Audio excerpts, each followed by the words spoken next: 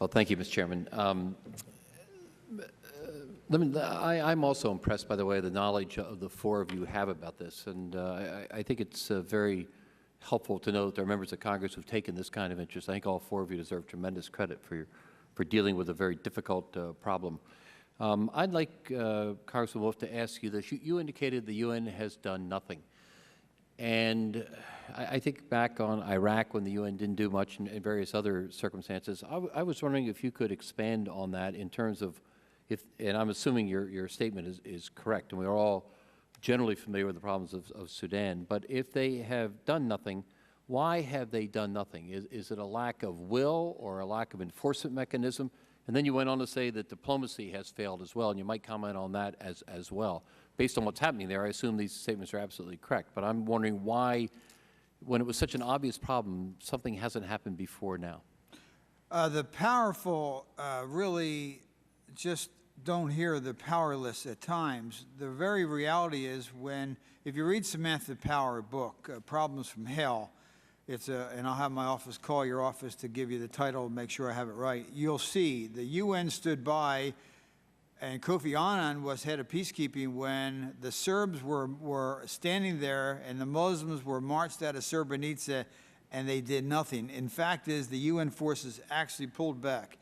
In Rwanda, the cables were coming back and forth to the State Department and also to the UN with regard to the genocide taking place, and General Delarier in Rwanda, the UN peacekeeper wanted to do something and was told to back off, and as a result of that, we lost 700 to 800,000 people. In Sudan, the UN pretty much stood by when the North-South, as Senator Brownback said, this is the second genocide. There were 2.1 million, mainly Christians, but a large number of Muslims and animists that were killed in a North-South war. And as Congressman Payne said, bin Laden lived in Sudan from 91 to 96. And it's the old Simon and Garfunkel song, the boxer, man hears what he wants to hear and disregards the rest. The way the UN is set up, the Chinese have an absolute veto. When you go to Khartoum, the largest embassy in Khartoum is the Chinese embassy. There are Chinese government officials all over the place. They're getting roughly 6% of their oil coming out of Khartoum. They're using that money to buy the Soviet Hind helicopters, the Antonov bombers. So the UN has been just locked up, if you will. When Senator Brownback and I were there, the first call we made when we got back was to ask Kofi Annan to go. He then went back again, but still, the Security Council is set up in such a way no one wants to take on the Chinese government.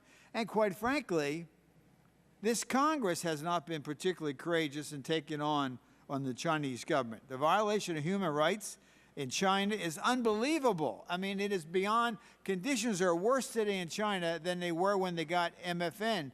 And yet the world just doesn't want to kind of go against them. So the UN is tied up in that way. Security Council has a veto. For a long period of time, the Russians weren't cooperating. Now they're beginning to participate. But read Samantha Power's book, Problems from Hell. This genocide and type activities like this have gone on around for a long, long period of time, and ethnic cleansing until it kind of reaches a consensus. And we have a museum down on the mall that says never again. And yet during that period of time, it's taking place over and over and over. And when Sudan and other governments see that nothing really happens to their people, it emboldens others to do it. But I'll call your office, Mike, and make sure you get a copy of the book. Well, I was going to ask something else, but that leads me to another question. That is the relationship of China and Sudan. I understand that China is one of their biggest customers, one of their biggest economic factors. What is our relationship in terms of dealing with China vis-a-vis Sudan? Are we engaged in that ourselves? Andrew Natsios has spoken to the Chinese. If you recall, President Hu, and maybe Don will have the exact date, was in Sudan about a month and a half ago and announced, the big announcement wasn't that they were going to deal with the issue of genocide. They're going to build them a new palace. You remember that? That China is building Bashir a new palace. Parade magazine did a piece a month ago saying the #1 dictator in the world is President Bashir, and China's activity was they're going to build him a palace. So they just really haven't really done very much. They get a lot of oil from them. Congresswoman Lee? Yeah, thank you very much for that question, because I think that is a very key question and a key policy perspective we have to have in terms of our foreign policy. I always remind my colleagues and others that we did grant most favored nation status, and there are many trade preferences that we provide, and there are many economic preferences and relationships we have with China. And I believe that we need to call in a chit. And I don't know why the administration doesn't use its leverage to call in this chit when 450,000 people have been killed. And I think that we need to up the ante on the administration as well as the Chinese government, because the United States should be, given what we have done with regard to China, we should be in the driver's seat.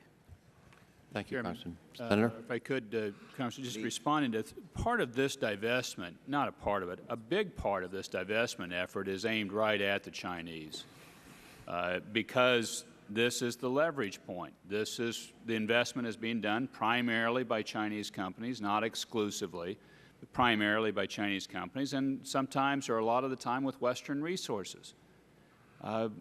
That's where the pressure point is, and that's what we need to hit, and the Chinese have no hesitancy whatsoever. Indeed, it seems as if part of their business model is to associate increasingly with somewhat rogue regimes where perhaps you can get better business arrangements because the rest of the world won't deal with them.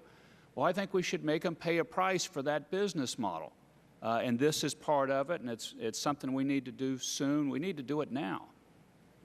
They're absolutely right. You know, Talisman Oil Company from Canada was a part of the oil movement in Sudan. We started divesting from our state pensions. Once again, in New Jersey, we do this sort of thing. So we pulled pension funds out of Talisman, sent the word up to Talisman that we're going to get this moving. Talisman sold. Canada, they said, we're out of here.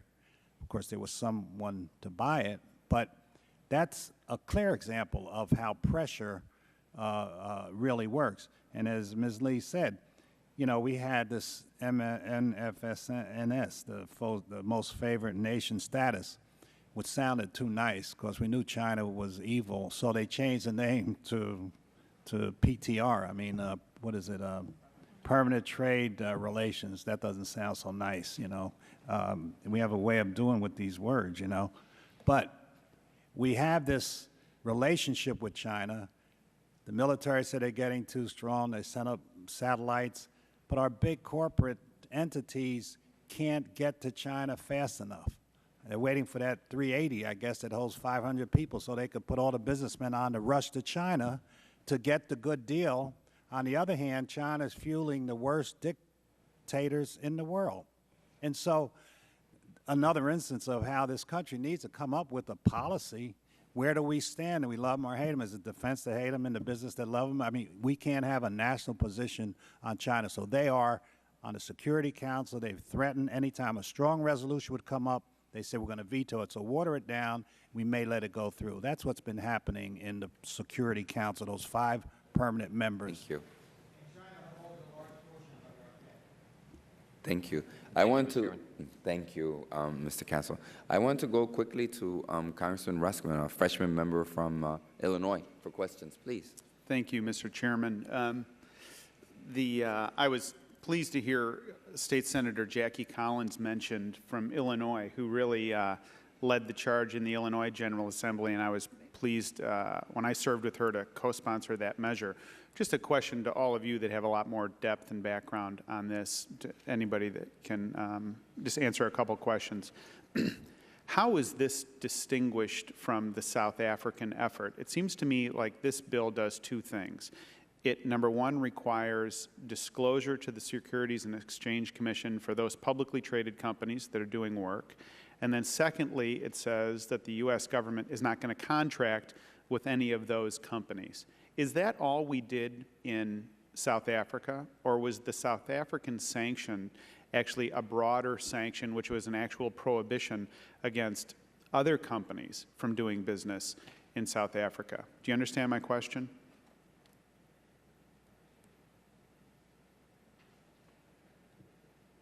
In other words, is this incremental? Is this a baby step, sort of a junior varsity sanctions, to put it